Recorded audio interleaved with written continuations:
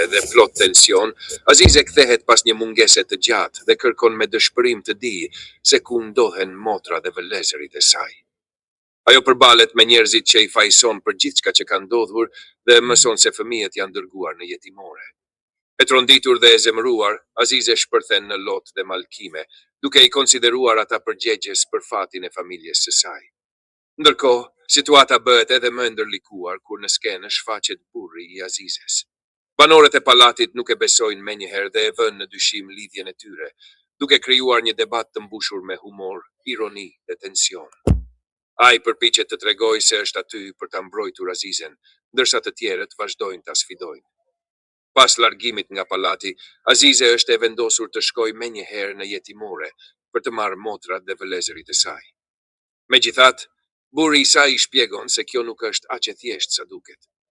Ai kujton se shteti kërkon prova se ajo ka një punë, një shtëpi dhe kushte të përshtatshme për të kujdesur për fëmijët.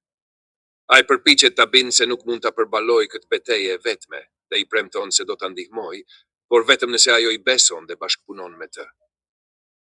Kjo skenë përzien në mënyrë perfekte emocionet, dramën familjare, humorin dhe konfliktet mes personazheve, duke e bërë një nga momentet më të forta të serialit. Dashuria e Azizes për motrat dhe vëllezërit e saj, vendosmëria për t'i mbrojtur dhe sakrificat që është gati të bëjë për ta janë në qendër të këtë pjesë brekse.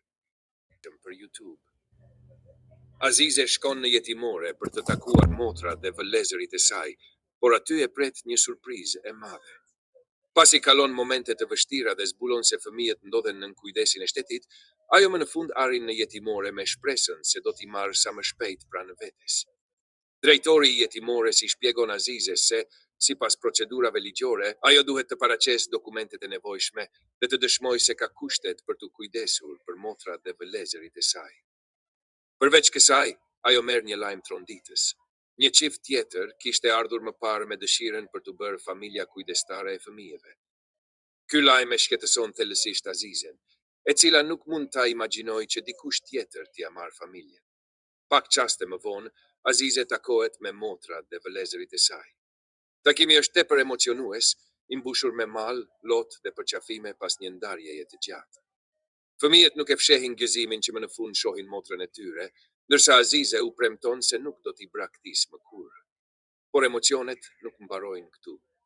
Në jetimore shfaqet edhe shoqja e Azizes, e cila është e habitur kur sheh Devranin pranë saj. Situata bëhet e më e tensionuar kur mbërrin edhe Faruku, miku i ngushtë i Azizes. Ai mbetet i shokuar kur Devrani prezantohet si burri i Azizes. Ky lajm krijon një atmosferë të sikletshme dhe plot pyetje, pasi askush nuk e priste që Azize të ishte martuar.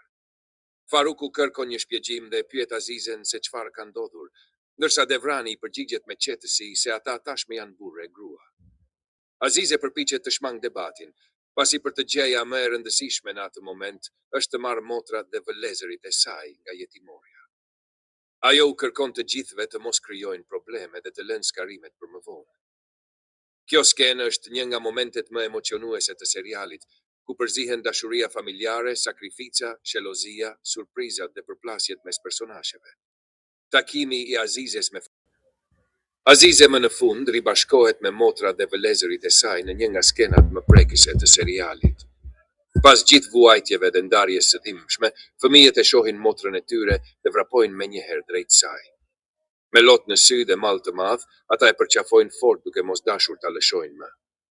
Motra erdhi, bërtasin fëmijët të mbushur me gëzim. Ata i tregojnë Azizes sa shumë u kishte munguar dhe e pyesin pse i la vetëm. Azize, e prekur nga fjalët e tyre, përpiqet t'i qetësojë dhe t'u jap shpresë se nuk do t'i braktisë më kurrë. Fëmijët i luten Azizes t'i nxjerrë nga jetimorja, pasi nuk duan të qëndrojnë më aty. Ata i kërkojnë të largohen së bashku dhe të kthehen në shtëpinë e tyre.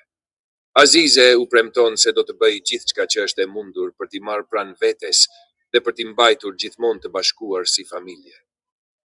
Gjatë bisedës, fëmijët e pyesin edhe për të afërmit e tyre dhe se ku ndodhen tani. Malli, dashuria dhe lidhja e fortë mes motrës dhe vëllezërve e bëjnë këtë një nga momentet më emocionuese të serialit, duke prekur zemrat e të gjithë shikuesve. Azize merr një vendim të guximshëm dhe përfiton nga mungesa e Devranit për t'u larguar fshehurazi nga shtëpia. Duke ju shmangur rojës dhe duke vepruar me kujdes, ajo arrin të dalë pa u vënë re. Qëllimi i saj është vetëm një, të shkojë sa më shpejt pranë motrave dhe vëllezërve të saj, të cilët vazhdojnë të jenë arsyeja më e madhe e çdo sakrifice që bën. Në të njëjtën kohë, Devrani njoftohet se ka ardhur një mysafire për ta takuar. Ai mbetet i habitur kur përballet me Veren. Ajo nuk e fsheh shqetësimin dhe shelozin për martesën e tij të papritur me Azizen. Devrani përpiqet ta qetësojë, duke i shpjeguar se martesa me Azizen është vetëm formale dhe se nuk ka asnjë ndjenjë mes tyre. Ai i siguron Verës se ajo është e vetmja grua që ka në zemër dhe se nuk sheh askën tjetër përveç saj. Ndërsa përpiqet të skarojë situatën me Veren, Devrani merr një tjetër lajm të papritur. Prindrit e tij kanë mbërritur. Ata e pyesin menjëherë për Azizen dhe duan ta takojnë në nusën e re.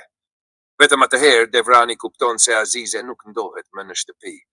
I aqaruar dhe i zemëruar që ajo është larguar pa i thënë asgjë, ai niset menjëherë për ta kërkuar. Nga ana tjetër, Azize është rrugës për takuar motra dhe vëllezërit e saj, por përballet me Farukun. Ai thot se kishte dalë ta priste, sepse ishte i bindur se ajo nuk do të hiqte dorë kurrë nga familja e saj. Azize habitet dhe e pyet se si e dinte se do të vinte. Faruku i përgjigjet se e njeh mjaftueshëm mirë dhe se e di se dashuria e saj për motra dhe vëllezërit është më e fortë se çdo pengesë. E lohur nga të gjitha betejat që ka përballuar, Azize nuk arrin t'i mbajë më emocionet. Ajo shpërthen në lot dhe i rrëfen Farukut se është raskapitur, duke luftuar çdo ditë për të qenë pranë familjes së saj. Faruku e përqafon dhe i kërkon të mos e vazhdojë më vetëm këtë rrugë të vështirë. Ai premton se do të jetë pranë saj dhe se dëshiron ta ndihmojë në çdo hap. Por pikërisht në atë moment mbërrin Devrani. Ai sheh Azizen në përqafimin e Farukut dhe mbetet i ngrirë. Pamja që ka përballë ndez menjëherë shelozinë e tij. Edhe pse vazhdon të këmbëngull se martesa me Azizen është vetëm një marrëveshje, reagimi i tij tregon se ndjenjat kanë filluar të ndryshojnë. I pushtuar nga zemërimi dhe selozia, Devrani nuk mund ta fshehë shqetësimin e tij, duke paralajmëruar një përbalje të fortë mes tij, Azizes dhe Farukut. Javuzi vazhdon të terrorizojë dhe kërcënojë fëmijët, duke krijuar edhe një herë frikë dhe pasiguri. Sjellja e tij agresive e çon situatën në një përplasje të ashpër, ku ai përballet fizikisht me Semon, Yusufin, Hashmetin dhe Shevdetin. Debati përshkallëzohet shpejt dhe shndërrohet në një konflikt të dhunshëm ku askush nuk është i gatshëm të tërhiqet. Gjatë përleshjes, ndodh e papritura. Javuzi humbet ekuilibrin, rrëzohet nga shkallët e pallatit dhe mbetet pa ndjenja.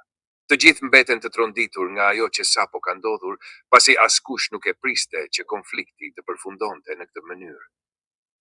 Nga ana tjetër, Hamjeti sapo merr vesh se Javuzi është rrëzuar dhe ndodhet në gjendje të rëndë, shketësohet menjëherë. A ishte ky vetëm një aksident, apo kjo ngjarje do të ndryshojë rrjedhën e historisë? A do t'i mbijetojë Javuzi rënies së rënd, apo kjo do të jetë fundi i tij? Çfarë pasojash do të kenë Semo, Yusufi, Hashmeti dhe Sevdeti pas kësaj përplasjeje?